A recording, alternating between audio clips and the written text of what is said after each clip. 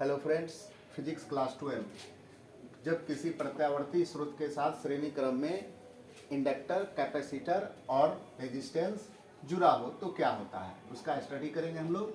तो ये एक सर्किट डायग्राम है जिसमें प्रत्यावर्ती स्रोत E है, जिसका वोल्टेज है E बराबर E0 साइन ओमेगा टी। उस परिपथ में श्रेणी क्रम में L, C एंड R जुड़े हुए हैं। तो मानना कि परिपथ में L, C एंड R श्रेणी क्रम में जुड़ा है।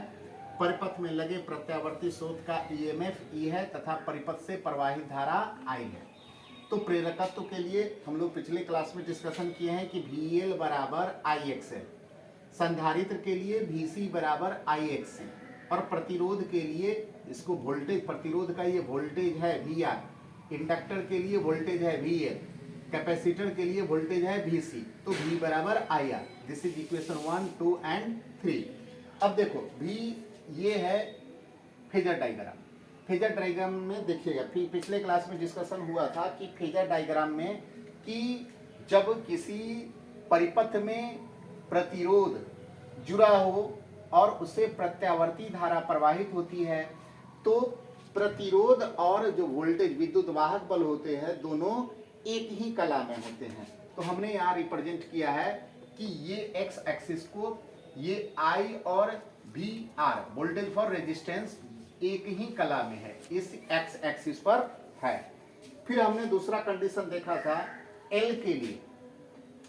तो L के लिए देखे थे कि जो हमारा I होता है वह विद्युत वाहक बल से 90 डिग्री पीछे होता है। दैट मीन्स इसका कहने का मतलब क्या हुआ कि जो धारा जो है वह विद्युत वाहक बल से पीछे है, या इसी को दूसरा भाषा में बोल सकते हैं कि विद्युत वाहक बल जो है वह धारा से 90 डिग्री एंगल आगे था। तो उसी को रिप्रेजेंट हमने किया है कि I से ये जो VL है वह 90 डिग्री आगे चल रहा है। तो ये लाइन हमारा वोल्टेज फॉर इंडक्टर के लिए रिप्रेजेंट कर रहा है। अब फिर तीसरा केस हम लोग पढ़े थे कैपेसिटर के लिए। कैपेसिटर में पढ़े थे कि धारा जो है वह विद्युत वाहक बल से 90 डिग्री एंगल आगे चल रहा है। धारा यानी कि वोल्टेज क्या है, विद्युत वाहक बल धारा से पीछे चल रहा है। तो ये VC वोल्टेज फॉर कैपेसिटर, ये धारा से 90 डिग्री पीछे चल रहा है, ये रिप्रेजेंट हो रहा है। अब VL एंड VC दोनों एक दूसरे के विपरीत दिशा में है, तो इसका परिणामी वोल्टेज क्या होगा, VL माइनस VC, हमने यहाँ बताया है। अब VL minus VC and R, ये VR जो है, ये VL minus VC and VR दोनों अलग अलग डायरेक्शन में है। तो इसका परिणामी वोल्टेज, परिणामी निकाले वोल्टेज का परिणामी, तो ये परिणामी रिजल्टेंट को हमने OF से दर्शाया है। ठीक है, अब इस OF का वैल्यू हम लोग फाइंड करेंगे। अब गौर से देखिएगा, OAF एक राइट एंगल ट्रायंगल होगा। तो राइट एंगल ट्रायंगल में क्या होता है कि कर्ण बराबर लंब स्क्वायर जोड़ आधार स्क्वायर। तो वैसे कंडीशन में OF बराबर OA का स्क्वायर प्लस AF का स्क्वायर। तो इसको E मान लिए, तो E बराबर VOA क्या है बाबू रे, ये देखो OA VR है तो VR का स्क्वायर, और AF क्या है तो VL माइनस VC, ये OD हमारा AF को रिप्रेजेंट कर रहा है। तो VL माइनस VC का होल स्क्वायर। अब समीकरण 1, 2, 3 में हमने VL, VC, VR का मान निकाला था। तो VR बराबर क्या है IR, तो that means I square plus R square. VL बराबर क्या है IXL, तो IXL। VC बराबर क्या है IXC, तो IXC का होल स्क्वायर। अब देखो इसमें I स्क्वायर है, इससे I कॉमन लिए तो ये भी I स्क्वायर होगा, दोनों I स्क्वायर जब रूट के बाहर निकलेगा तो I हो गया। तो E का वैल्यू क्या आया, E equal to I by root under R square plus XL minus XC का होल स्क्वायर। अब देखो इस I को जब हम दूसरे तरफ लाएंगे तो E बटे I बनेगा।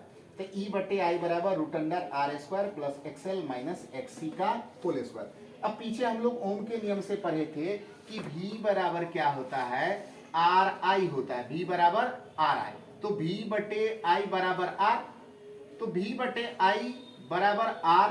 तो E बटे I जब किसी परिपथ में L, C एंड R तीनों श्रेणी क्रम में जुड़े होते हैं तो यहाँ पे प्रतिरोध के रूप में जो कार्य करता है उसी को हम लोग यहाँ Z से रिप्रेजेंट करते हैं और उसे हम लोग इम्पीडेंस, प्रतिबाधा कहते हैं। अर्थात प्रतिबाधा क्या है, जब प्रत्यावर्ती स्रोत से एल, सी एंड आर श्रेणी क्रम में जुड़े रहते हैं तो परिपथ में जो धारा का, प्रवाहित धारा का जो अवरोध करता है उसे हम लोग इम्पीडेंस कहते हैं। तो Z बराबर क्या आया, E/I। अब Z का यहां से फॉर्मूला क्या निकला, Z equal to root under R square plus XL minus XC का whole square. This is equation 4। अब यहां देखिए ओमेगा टी एंगल पे पीछे हम लोग इस ओमेगा टी को फाई रिप्रेजेंट करते हैं। तो tan थीटा या tan फाई क्या होगा, लंब बटे आधार। तो लंब हमारा AF आधार हो गया OA, तो AF बराबर क्या, VL minus VC upon VR। tan phi putting the value of VL VC VN VR, तो VL IXL VC IXC बटे IR, I कॉमन हो गया तो tan फाई बराबर क्या आया, XL minus XC upon R। अब दूसरा कंडीशन एक और है कि XL बराबर L ओमेगा, XC बराबर 1/C ओमेगा। तो वैसे कंडीशन में tan फाई क्या हो जाता है, L omega minus 1/C omega upon R। यहां तक कोई दिक्कत। अब कुछ केस है, केस क्या है, अब देखिए कि जब XL और XC इक्वल हो, दोनों का मान क्या हो जाए, समान हो, तो वैसे कंडीशन में XL माइनस XC समीकरण 4 से क्या होगा, XL माइनस XC घट के 0 हो गया तो Z क्या हो जाता है, R के बराबर हो जाता है। अर्थात कि प्रतिबाधा, उस परिपथ में प्रतिबाधा कितनी होगी, जितना एक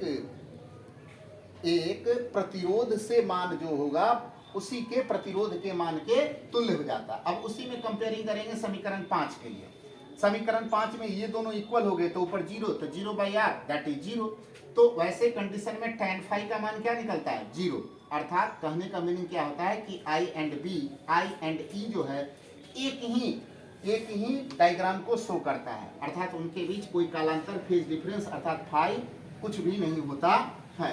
अब अगला केस क्या है कि जब XL बराबर 0 हो, तो XL 0 होगा तो Z बराबर क्या हो जाएगा, root under R square plus XC square. फिर अगला कंडीशन जब XC 0 हो जाए तो Z बराबर क्या होता है, root under R square plus XL का होल स्क्वायर। Thank you.